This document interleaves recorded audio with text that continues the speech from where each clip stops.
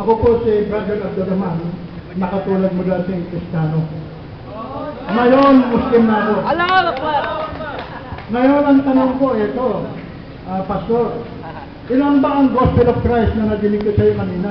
Gospel of Christ ka. Ilan ba ang Gospel sa New Testament? Ilan? Pagkatapos na po, so categorical na po isasagot dito. Pag nasagot yung numero, tapos sagot tayo, wala pong follow-up to. So, sumuntok na kayo. Ang Gospel, di ba, nakalagay dyan sa New Testament, 4? Ilan ang apostoles ni Jesus sa haba niya? 12. O bakit 4 lang nakasulat sa Bible mo? Dapat 12 rin yan. Ngayon, kung pinaniniwalaan mo siya Pablo, na nag-appointed himself as an apostle, at yung kanyang mga sa Damascus na yan ay katang... Question lang po. So, ano ang tunay na tanong, sir? Ilan po ang gospel? Ilan ang gospel ni Gospel of Christ na sinasabi mo? Ilan? Okay, balik ko na lang. Ano sa Biblia mo, ilan ang gospel dyan? Okay, sabi ko na po. Okay. Kung word na ba na Gospel of Christ ang hinahanap mo sa akin, maraming word.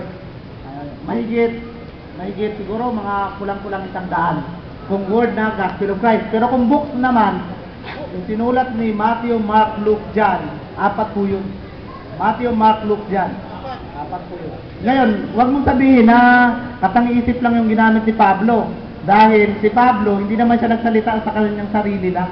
Ito ay galing sa kay Jesucristo yung patuto niya. Basahin ko Okay, itong sabi niya, basahin natin. Sa aklat ng Galatia, itong sinabi ni Paul.